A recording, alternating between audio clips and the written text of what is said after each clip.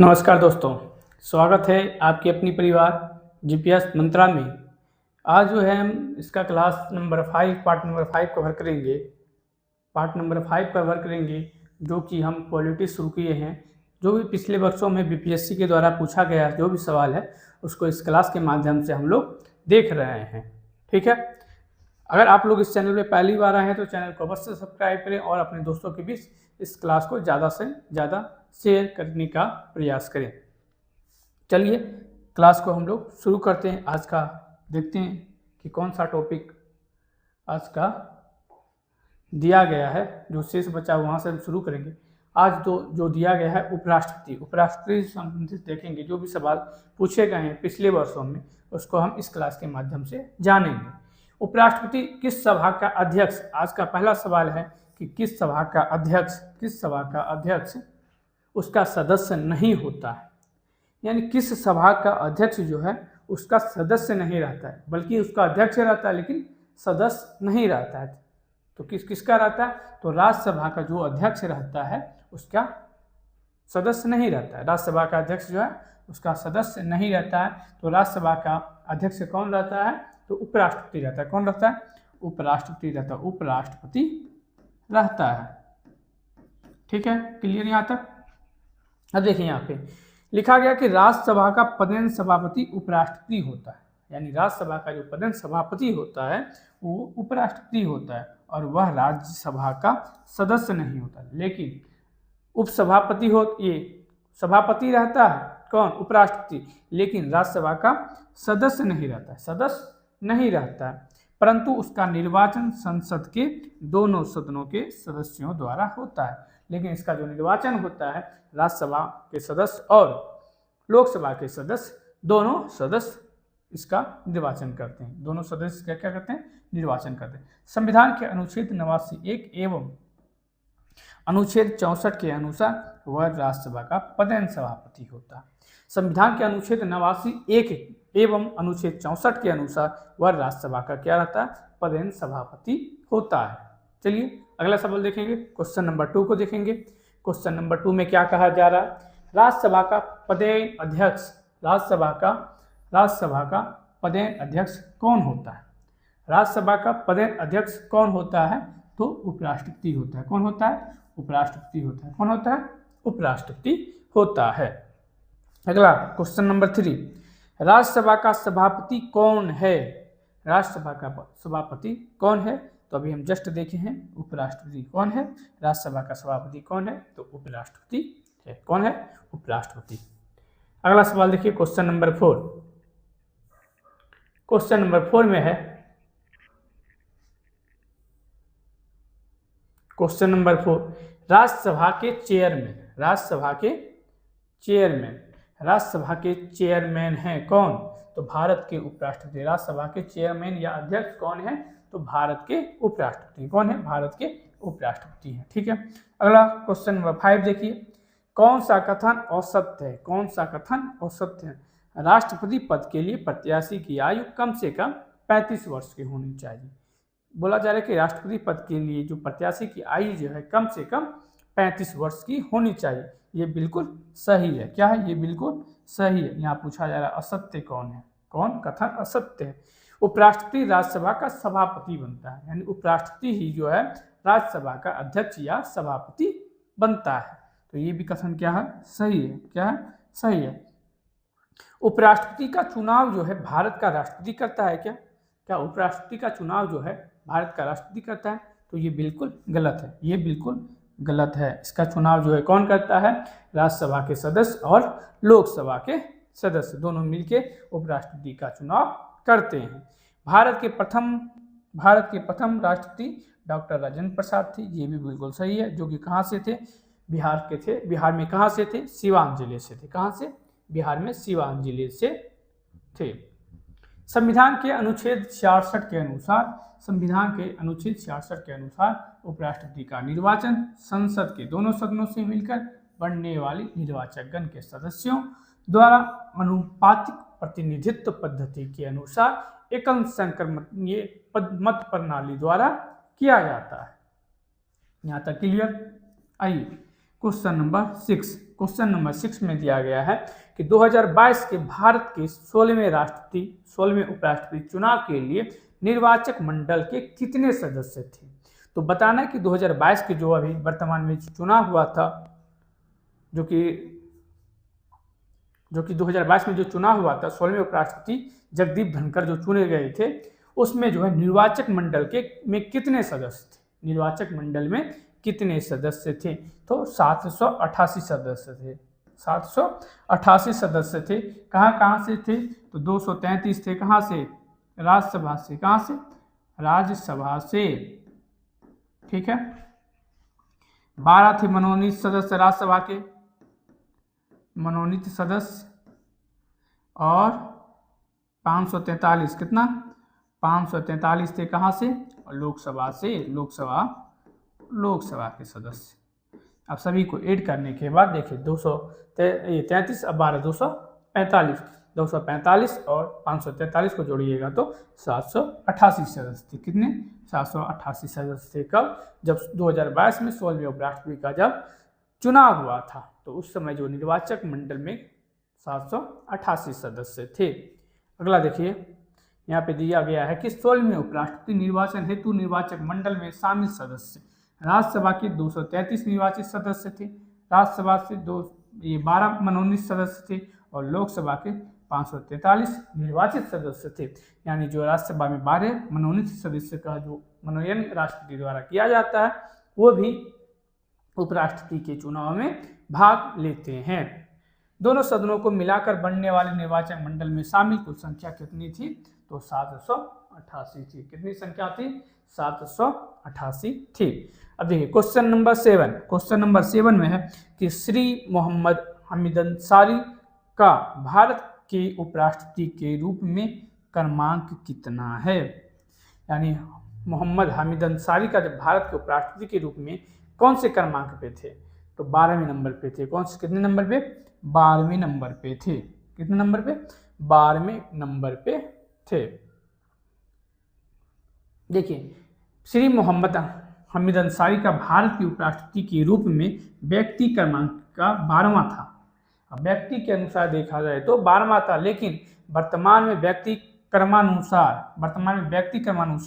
15वें उपराष्ट्रपति कौन है, सीपी राधाकृष्णन। कौन है, सीपी, वर्तमान में भी जो है कौन है, 15वें व्यक्ति के अनुसार है सीपी राधाकृष्णन। सीपी राधाकृष्णन क्या है, वर्तमान में उपराष्ट्रपति हैं। आइए अगला टॉपिक देखते हैं। मंत्रिपरिषद से रिलेटेड संबंधित जो भी सवाल पूछे गए बीपीएससी के द्वारा, उसको हम लोग देखेंगे। भारत का प्रधानमंत्री मुख्य है, क्या है। आज इसका पहला सवाल है मंत्रिपरिषद से रिलेटेड कि भारत का प्रधानमंत्री मुख्य है किसका, क्या राज्य सरकार का है, क्या केंद्र सरकार का है, या राज्य तथा केंद्र सरकार दोनों का है, या उपयुक्त में से कोई नहीं। तो राज्य सरकार का तो मुख्य होता है, हम लोग जानते हैं मुख्यमंत्री होता है, लेकिन केंद्र सरकार का मुख्य कौन होता है, प्रधानमंत्री। केंद्र सरकार का मुख्य कौन होता है, प्रधानमंत्री होता है। भारतीय संविधान के अनुच्छेद 74(1) के अनुसार राष्ट्रपति को सहायता और सलाह देने के लिए एक मंत्री परिषद होगी। यानी भारतीय संविधान के अनुच्छेद 74 के अनुसार राष्ट्रपति को सहायता और सलाह देने के लिए एक मंत्री परिषद होगी, जिसका प्रधान कौन रहता है, प्रधानमंत्री रहता है। जिसका प्रधान प्रधानमंत्री होगा, और राष्ट्रपति अपनी कृतियों का प्रयोग करने में ऐसी सलाह के अनुसार कार्य करेगा। इस प्रकार भारत का प्रधानमंत्री केंद्रीय सरकार का व्यवहारिक प्रमुख होता है। भारत का जो प्रधानमंत्री होता है केंद्रीय सरकार का व्यवहारिक प्रमुख होता है। वस्तुतः यह जो है लोकसभा में बहुमत प्राप्त दल या गठबंधन का नेता, यानी लोकसभा में जो बहुमत मतलब जो बहुमत में होते हैं उसी से जो है प्रधानमंत्री का चुनाव किया जाता है, उसी से प्रधानमंत्री का चुनाव किया जाता है, या बहुमत प्राप्त दल या गठबंधन का नेता होता है। अगला सवाल देखिए क्वेश्चन नंबर 2 है, आमतौर पर भारत के प्रधानमंत्री होते हैं क्या संसद के सदस्य होते हैं, क्या संसद का सदस्य नहीं, लोकसभा का सदस्य, राज्यसभा का सदस्य, दोनों सदनों का सदस्य। लेकिन पूछा रहा है कि आमतौर पर भारत के प्रधानमंत्री होते हैं तो किसका सदस्य होते हैं, तो हम लोग जानते हैं कि लोकसभा के सदस्य होते हैं। अभी जो कि वर्तमान में जो अभी हमारे प्रधानमंत्री जो क्या है, कौन है, नरेंद्र मोदी जो हैं वो किस लोकसभा से चुनकर आते हैं, तो हम लोग जानते हैं कि वाराणसी से चुनकर आते हैं, वाराणसी से चुनकर आते हैं। तो आमतौर पर भारत के प्रधानमंत्री होते हैं लोकसभा के सदस्य। देखिए यहाँ पे संविधान के अनुसार प्रधानमंत्री दोनों सदनों में से किसी का भी सदस्य हो सकता है, यानी संविधान के अनुसार जो है प्रधानमंत्री राज्यसभा का भी सदस्य हो सकता है या लोकसभा का भी सदस्य होता है, दोनों सदनों में किसी का भी सदस्य हो सकता है। लेकिन आमतौर पर की बात की जाए तो वह लोकसभा का सदस्य होता है। आमतौर पर जो है लोकसभा का सदस्य ही प्रधानमंत्री होता है, क्योंकि लोकसभा जनता के द्वारा प्रत्यक्ष रूप से निर्वाचित निकाय है, यानी लोकसभा जो है जनता के द्वारा प्रत्यक्ष रूप से निर्वाचित निकाय है और लोकतांत्रिक ढंग से निर्वाचित सरकार का प्रतिनिधित्व करता है। ठीक है, फिर भी राज्यसभा से प्रधानमंत्री बनाए जाने पर कोई प्रतिबंध नहीं, लेकिन राज्यसभा से भी प्रधानमंत्री बनाए जाने पर भी कोई आपत्ति नहीं है। लेकिन ज़्यादा लोकतांत्रिक यही है कि वह लोकसभा का सदस्य हो, लेकिन ज़्यादा लोकतांत्रिक यही है कि वह क्या हो, लोकसभा का सदस्य हो। यानी नरेंद्र मोदी से पहले जो थे डॉक्टर मनमोहन सिंह, वो लोकसभा के सदस्य थे या राज्यसभा के, आप लोग इसका कमेंट बॉक्स में जवाब दीजिएगा। चलिए अगला सवाल देखते हैं, question number 3। Question number 3, Bharat का प्रधानमंत्री किसके प्रति जवाबदेह है, यानी भारत का जो प्रधानमंत्री है किसके प्रति जवाबदेह है? क्या मंत्रिमंडल के प्रति जवाबदेह है, राष्ट्रपति के प्रति जवाबदेह है, या लोकसभा के प्रति जवाबदेह है, या राज्यसभा के प्रति जवाबदेह है, या उपयुक्त में से कोई नहीं, या उपयुक्त में से एक से अधिक?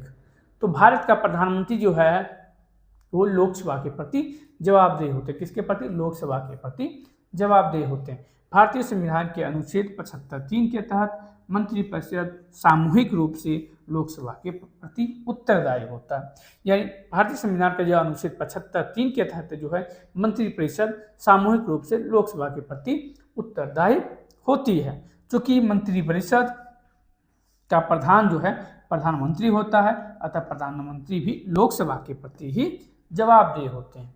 यानी प्रधानमंत्री भी जो है लोकसभा के प्रति जवाबदेह रहते हैं।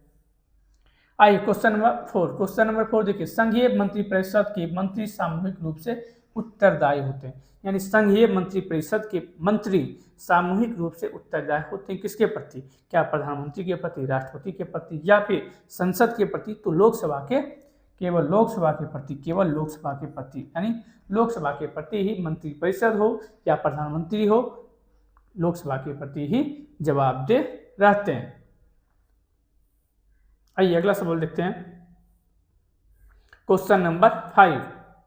क्वेश्चन नंबर 5 में दिया गया है कि केंद्रीय सरकार के बारे में निम्न कथनों पर विचार कीजिए। क्वेश्चन नंबर 5 में है कि केंद्रीय सरकार के बारे में निम्न कथनों पर विचार कीजिए। तो मंत्रालय तथा विभागों का निर्माण प्रधानमंत्री द्वारा कैबिनेट सचिव के परामर्श से होता है। बोला जा रहा है कि मंत्रालय तथा विभागों का जो निर्माण है प्रधानमंत्री द्वारा कैबिनेट सचिव के परामर्श से होता है।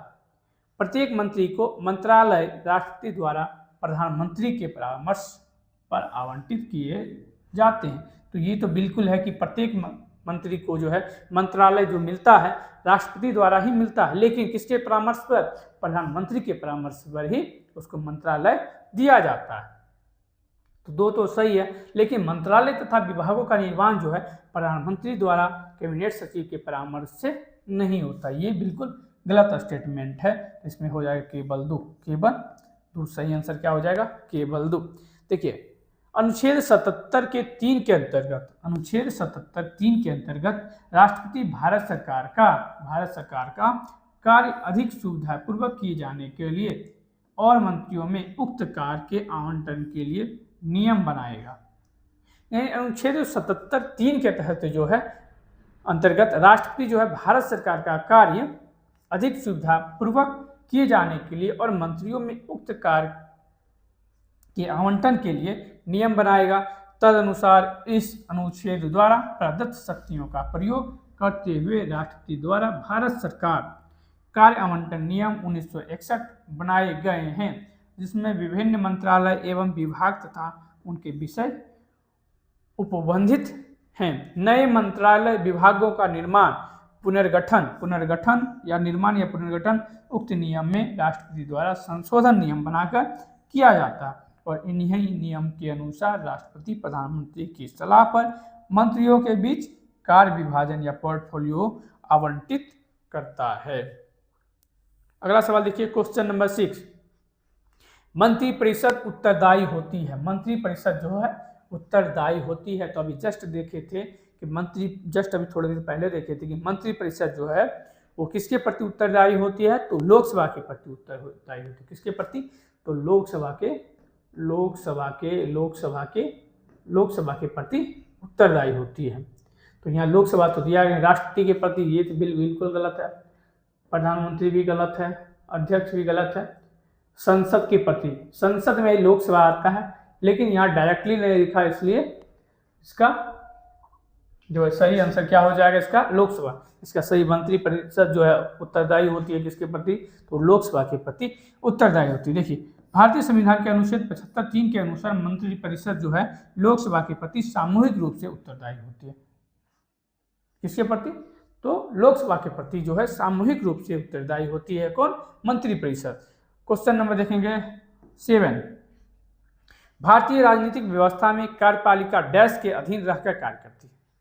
डैश के अधीन रहकर कार्य करती है, यानी भारतीय राजनीतिक व्यवस्था में कार्यपालिका जो है किसके अधीन रहकर कार्य करती है, क्या न्यायपालिका के अधीन रहकर कार्य करती है, या विधायिका के प्रति अधीन रहकर कार्य करती है, या चुनाव आयोग, या संघ लोक सेवा आयोग। तो भारतीय राजनीतिक व्यवस्था में जो कार्यपालिका जो है वो विधायिका के अधीन रहकर कार्य करती है। किसके अधीन रहकर, तो विधायिका के अधीन रहकर कार्य करती है कौन, कार्यपालिका। कार्यपालिका जो है विधायिका के अधीन रहकर कार्य करती है। इसका सही आंसर हो जाएगा विधायिका। आइए देखिए, भारत में संसाधनात्मक शासन प्रणाली अपनाई गई है। क्या संसाधनात्मक शासन प्रणाली अपनाई गई है। भारतीय राजनीतिक व्यवस्था में कार्यपालिका विधायिका के अधीन रहकर कार्य करती है, यानी भारतीय राजनीतिक व्यवस्था में कार्यपालिका जो है विधायिका के अधीन रहकर कार्य करती है, क्योंकि राजनीतिक कार्यपालिका का गठन सामान्यतः विधायिका के सदस्यों में से होता है। यानी कार्यपालिका का जो गठन होता है वही मतलब विधायिका के सदस्यों से ही चुना जाता है। देखिए यहाँ पे लिखा है क्लियर कि राजनीतिक कार्यपालिका का गठन जो है सामान्यतः विधायिका के सदस्यों में से ही होता है, यानी विधायिका के सदस्यों में से ही चुनकर कार्यपालिका का गठन किया जाता है। और कार्यपालिका मंत्रिपरिषद सामूहिक रूप से विधायिका लोकसभा के प्रति उत्तरदायी होती है। यहाँ तक क्लियर। चलिए अगला क्वेश्चन देखते हैं, क्वेश्चन नंबर 8। क्वेश्चन नंबर 8 देखिए, क्वेश्चन नंबर 8 में क्या कहा जा रहा है, निम्नलिखित में से किस संवैधानिक संशोधन अधिनियम द्वारा मंत्रिपरिषद की संख्या लोकसभा के कुल सदस्य के 15% सीमा तक निर्धारित की गई है। निम्नलिखित में से किस संवैधानिक संशोधन अधिनियम द्वारा मंत्रिपरिषद की संख्या जो है लोकसभा के कुल सदस्यों की संख्या के 15% की सीमा के अंदर ही रखना है। किस संविधान संशोधन के अंतर्गत यह नियम लाया गया है, तो क्या 55वां संविधान संशोधन अधिनियम 2009, 93वां संविधान संशोधन 2005, 91वां संविधान संशोधन 2003, 9वां संविधान संशोधन 2003, उपयुक्त में से कोई नहीं या उपयुक्त में से एक से अधिक। तो हम लोग को पता है कि ये जो नियम लाया गया था अटल बिहारी वाजपेयी के कार्यकाल में लाया गया था। तो अटल बिहारी वाजपेयी के कार्यकाल में लाया गया था। तो यहाँ पे दिया गया ऑप्शन नंबर सी, 51वां संविधान संशोधन 2003 में यह प्रावधान यह अधिनियम लाया गया था कि जो भी कुल सदस्य जो लोकसभा के होंगे उसके 15% के अंदर ही मंत्रियों की संख्या होगी। मंत्री जो होंगे उसके 15% के अंदर ही होंगे। अगर 500 होगा, मान लिया जाए कि 500 है, तो 500 का जो भी 15% निकलेगा वो क्या रहेगा, मंत्री उतना ही मंत्री बन सकता है, उसके अंदर ही रह सकता है, उससे ज़्यादा नहीं बन सकता है। 51वां संविधान संशोधन अधिनियम 2003 द्वारा संविधान के अनुच्छेद 75 में खंड 1 को जोड़कर यह प्रावधान किया गया कि केंद्रीय मंत्रिपरिषद प्रधानमंत्री सहित मंत्रियों की कुल संख्या लोकसभा के कुल सदस्यों के 15% से अधिक नहीं होनी चाहिए। यानी जो भी लोकसभा का सदस्य जो भी होगा उसका 15% ही मंत्री बन सकता है, उसमें प्रधानमंत्री को लेकर। ठीक है, यहाँ तक क्लियर। आइए क्वेश्चन नंबर 9 देखिए। क्वेश्चन नंबर 9 में क्या बोला जा रहा है कि केंद्र सरकार में उच्चतम नागरिक सेवा अधिकारी कौन है।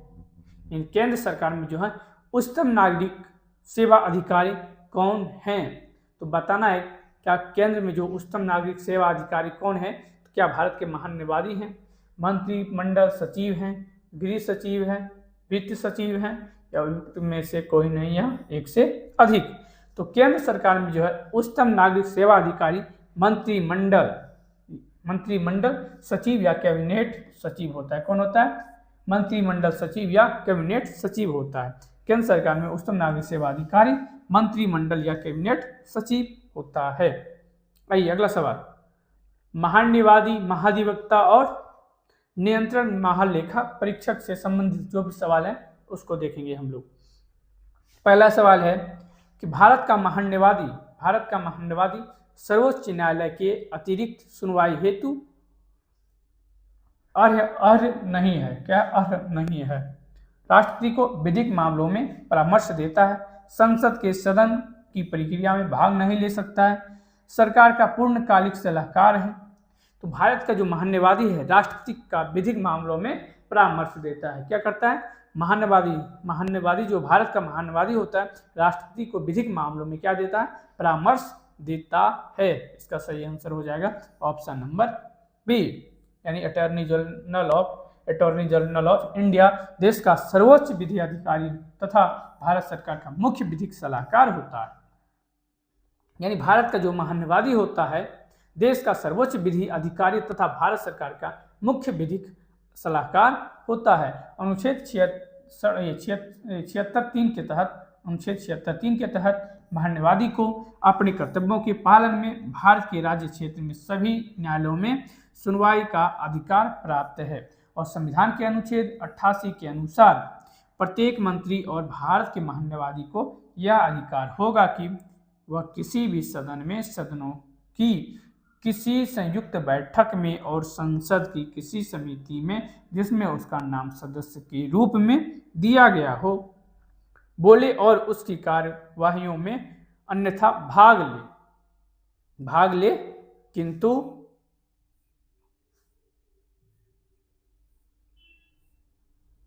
किंतु इस अनुच्छेद के आधार पर वह मत देने का हकदार नहीं होगा। महान्यायवादी पूर्णकालिक सरकारी सेवक नहीं माना जाता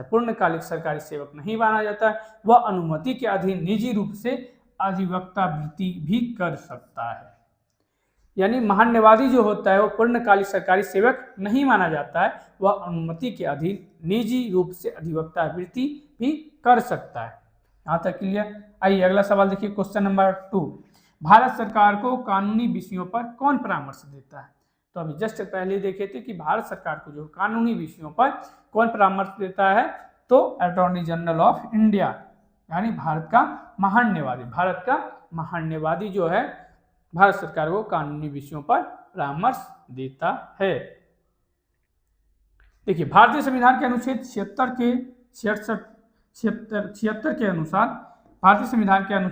के अनुसार भारत सरकार को कानूनी मामलों में परामर्श देने के लिए राष्ट्रपति अटॉर्नी जनरल महान्यायवादी की नियुक्ति करता है। किसकी नियुक्ति करता है? तो महान्यायवादी की नियुक्ति करता है। कौन करता है? तो राष्ट्रपति करता है। किस लिए करता है? कानूनी मामलों में परामर्श देने के लिए करता है। कौन करता है? तो राष्ट्रपति करता है। किसको करता है? अटॉर्नी जनरल यानी महान्यायवादी को करता है। किस लिए करता है? तो कानूनी मामलों में परामर्श देने के लिए किया जाता है।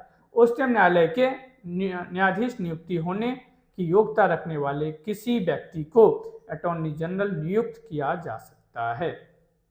यानी उच्चतम न्यायालय के न्यायाधीश नियुक्त होने की योग्यता रखने वाले किसी भी व्यक्ति को अटॉर्नी जनरल नियुक्त किया जा सकता है और यह भारत सरकार का प्रथम विधि अधिकारी होता है।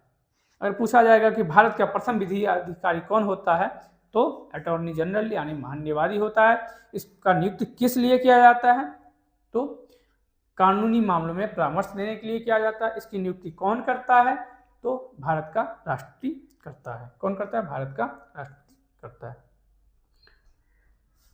भारत का महान्यायवादी किसके द्वारा नियुक्त किया जाता है। क्वेश्चन नंबर 3 में पूछा गया कि भारत का महान्यायवादी किसके द्वारा नियुक्त किया जाता है, तो अभी जस्ट पहले देखे थे भारत के राष्ट्रपति द्वारा। भारत के राष्ट्रपति के द्वारा भारत का महान्यायवादी को नियुक्त किया जाता है। किस लिए किया जाता है, तो कानूनी मामलों में परामर्श देने के लिए किया जाता है। क्वेश्चन नंबर 4 में भारत सरकार का कौन सा अधिकारी सदस्य न होते हुए भी भारतीय संसद की कार्यवाही में भाग लेने का अधिकार रखता है। यानी भारत सरकार का कौन सा अधिकारी सदस्य न होते हुए भी भारतीय संसद की कार्यवाही में भाग लेने का अधिकार रखता है, तो कौन, तो attorney general of India. Attorney general of India Bharat का महान्यायवादी। एक गैर सदस्य के रूप में संसद की कार्यवाही में महान्यायवादी भाग ले सकता है।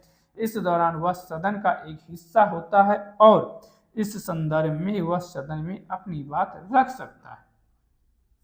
यानी एक गैर सदस्य के रूप में संसद की कार्यवाही में महान्यायवादी भाग ले सकता है और इस दौरान वह सदन का एक हिस्सा होता है और इस संदर्भ में वह सदन में अपनी बात रख सकता है। यदि संसद के दोनों सदनों में से किसी भी सदन की कार्यवाही में भाग लेने की बात हो तो वहां उत्तर महान्यायवादी ही होगा। वहां उत्तर क्या होगा, महान्यायवादी होगा, क्योंकि उपराष्ट्रपति जो है की भागीदारी राज्यसभा में ही होती है। क्योंकि उपराष्ट्रपति की भागीदारी जो है सिर्फ राज्यसभा में होती है। ठीक है, आइए सरकार का अधिकारी, भारत सरकार का अधिकारी शब्द प्रयुक्त हुआ है, जबकि उपराष्ट्रपति राष्ट्र का उप प्रमुख और राज्यसभा का पदेन सभापति होता है। यानी उप प्रमुख पूछा जाए तो कौन होगा, उप प्रमुख कौन है, तो उपराष्ट्रपति। उपराष्ट्रपति राष्ट्र का उप प्रमुख है। राष्ट्र का उप प्रमुख कौन है, तो उपराष्ट्रपति है। और राज्यसभा का पदेन सभापति भी कौन होता है, उपराष्ट्रपति होता है। यहाँ तक क्लियर। आइए क्वेश्चन नंबर 5 में, एक गैर सदस्य के रूप में संसद के किसी एक सदन की कार्यवाही में भाग ले सकता है। एक गैर सदस्य के रूप में संसद के किसी एक सदन की कार्यवाही में भाग ले सकता है। तो यहाँ पे उपराष्ट्रपति को भी देखे थे कि उपराष्ट्रपति भी जो है राज्यसभा के भाग ले सकता है, महान्यायवादी भी भाग ले सकता है। यानी ए और सी दोनों। आइए अगला सवाल देखिए, वरीयता क्रम से रिलेटेड जो भी सवाल पूछे गए हैं बीपीएससी के द्वारा, उसको देखने का प्रयास करेंगे। लिखा, भारत के वरीयता क्रम में निम्नलिखित में से कौन पहले आता है। कौन पहले आता है, तो यूपीएससी का अध्यक्ष, मुख्य चुनाव आयुक्त, नियंत्रक एवं महालेखा परीक्षक, उच्च न्यायालय का मुख्य न्यायाधीश, यानी हाईकोर्ट का मुख्य न्यायाधीश। उपयुक्त में से कोई नहीं या उपयुक्त में से एक से अधिक। देखिए, यूपीएससी का अध्यक्ष और मुख्य चुनाव आयुक्त और नियंत्रक महालेखा परीक्षक, इसका ये तीनों का स्थान जो है 9th नंबर पे आता है वरीयता क्रम में। कितना, 9th नंबर पे आता है। और उच्च न्यायालय का यानी हाई कोर्ट का जो मुख्य न्यायाधीश होता है, इसका वरीयता क्रम में 14th नंबर का आता है। कितना आता है, 14th नंबर में आता है। तो पूछा जाएगा कि भारत की वरीयता क्रम में निम्नलिखित में से कौन पहले आता है। तो यहाँ तो 3 पहले आ रहा है, इसमें क्या हो जाएगा, उपयुक्त में से एक से अधिक। उपयुक्त में से एक से अधिक। वरीयता क्रम में, वरीयता अनुक्रम में केंद्र एवं राज्यों सरकारों में विभिन्न पदाधिकारियों के रैंक एवं ऑर्डर से संबंधित इस संबंध में वर्तमान अधिसूचना 26 जुलाई 1979 को जारी की गई थी, जिसके अनुसार संघ लोक सेवा आयोग के अध्यक्ष, मुख्य चुनाव आयुक्त तथा भारत के नियंत्रक महालेखा परीक्षक की वरीयता क्रम एक समान है। कितना है, तो 9 पर रखा गया, जबकि उच्च न्यायालय के मुख्य न्यायाधीश को अपने न्यायिक क्षेत्र में 14वें नंबर पे और इसके बाहर 17वें नंबर पे रखा गया। देखिए क्वेश्चन नंबर 2, निम्नलिखित शब्दों को तार्किक और सार्थक क्रम में सजाइए। तार्किक और सार्थक क्रम में सजाइए। तो सबसे पहले यहाँ पे देखिए हम लोग को क्या जानते हैं कि भारत का जो प्रथम नागरिक होता है कौन होता है, राष्ट्रपति। कौन होता है, तो 2, कौन आएगा, 2। उसके बाद उपराष्ट्रपति 1, तो 2 1 कहाँ पे है, यहाँ पे नहीं है, 2 1 यहाँ पे है। अगला देखिए,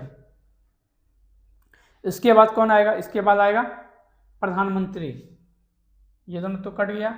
उसके बाद प्रधानमंत्री, तो 4, इसमें भी नहीं है, तो उपयुक्त में से कोई नहीं, क्या आ जाएगा, 1 मिनट, हाँ 4 तो दिया गया है, 1 मिनट थोड़ा गलती हो गया, यहाँ पे तो दिया गया है 4, है ना, 2 1 4। उसके बाद क्या आएगा, अध्यक्ष, लोकसभा का अध्यक्ष, उसके बाद सांसद।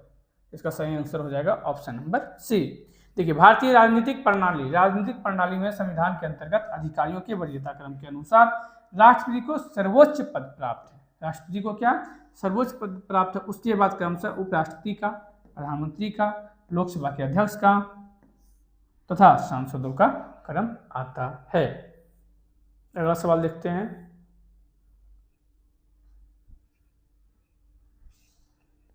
अगला टॉपिक है संसद यानी लोकसभा। इसको अगली कक्षा में हम लोग कवर करेंगे।